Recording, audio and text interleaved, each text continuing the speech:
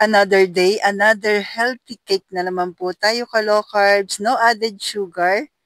Ito yung mga ingredients. Kailangan natin ng pecan, nuts, almond flour, coconut flour, baking powder, tapos sa sweetener, monk fruit, erythritol, tsaka yung mga 7 pieces po na eggs. So, kailangan natin ihiwalay po yung egg yolk sa egg white. 7 pieces po ito. Ganito po ako mag-separate, pero kayo po, pa-comment naman kung parehas. Nagugas po ako ng kamay dyan na kailangan basa po yung kamay mo po para makuha mo maayos yung egg yolk. Pero kung kayo po mayroon kayo ibang strategy, so pa-comment na lang din po. Ganyan po ako hiwalay ng egg yolk sa egg white. Yan. So pero kung hindi kayo sure doon sa nabili nyo pong egg, ay pwede naman sa isang lalagyan.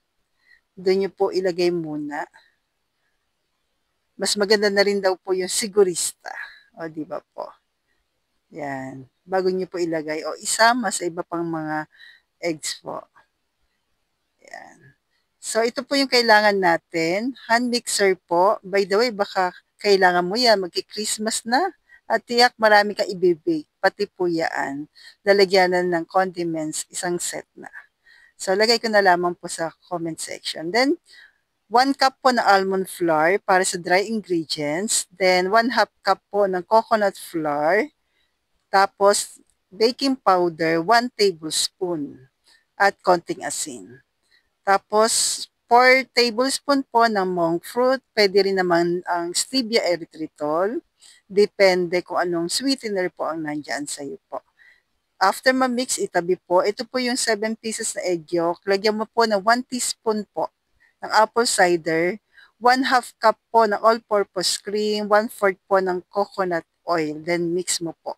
By the way, panoorin mo po hanggang dulo kasi inadjust ko po ang recipe dito sa part po na ito. Mamaya, makikita niyo po. Pag pinagsama na po yung dry ingredients. So, yan po. Kapag ganyan na, pwede nyo i-add na yung dry ingredients ng dahan-dahan. At kung umabot ka po sa part na ito, pwede po bang pa-comment na po kung tiga saan po kayo para mabati ko rin po kayo po sa susunod ko po na video. At mapasalamatan. Thank you po. Then, after po niyan, na-mix ko na po, tingnan nyo po. Medyo nag-dry siya, so kaya po ako nagdagdag, nag-adjust para sa ating liquid ingredients. Kasi nung ma-mix ko na siya parehas, so, nagdagdag po ako ng all-purpose cream. Nilagay ko na po lahat. Yung 250 ml na all-purpose cream. Dapat ba chilled? Hindi po. So, yan. Mix mo po. Then, add tayo ng coconut oil. Mga 2 tablespoon. Dahil nag-add tayo ng liquid, add tayo ng sweetener po. So, mga 1 tablespoon. Then, mix mo na lamang po. Yan. So, okay na. Yan, ganyan texture po yung hinahanap natin. Then, separate natin yung ating egg white naman. Mimix lang po natin.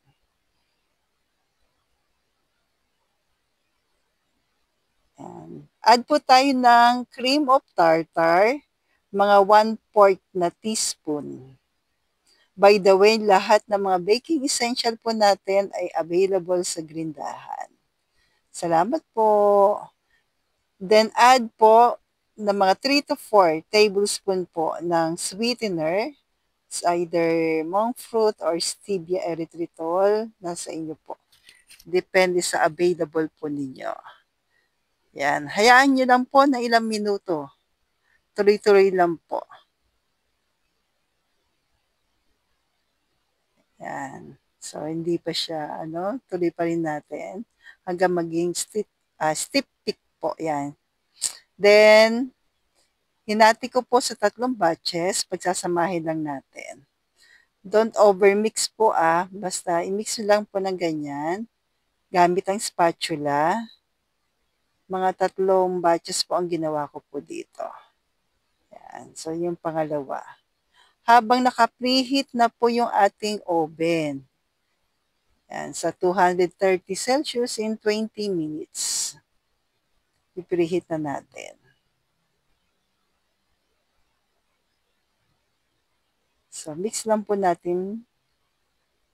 Yan, ganyan lang po. Then, lagyan na po natin sa ating paglulutuan.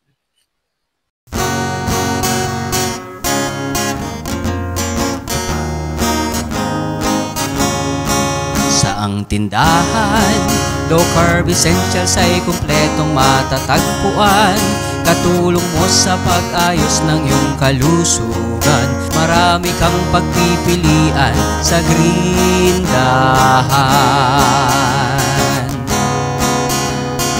Baking essentials, condiments, nuts and seeds, healthy oils, coconut products, superfoods, herbs and spices, low-carb breads, kakanin, at may sugar-free ulam pa. Happy ang pamimili sa Grindahan! Saang tindahan, low carb essentials ay kumpletong matatagpuan. Katulong mo sa pag-ayos ng iyong kalusugan. Marami kang pagpipilian sa Grindahan.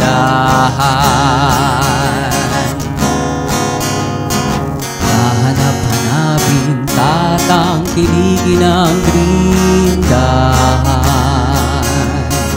Hahanap-hanapin, tatangkilikin ang Grindahan. Hahanap-hanapin, tatangkilikin ang Grindahan. Hahanap-hanapin, tatangkilikin ang Grindahan. Hahanap-hanapin, tatangkilikin ang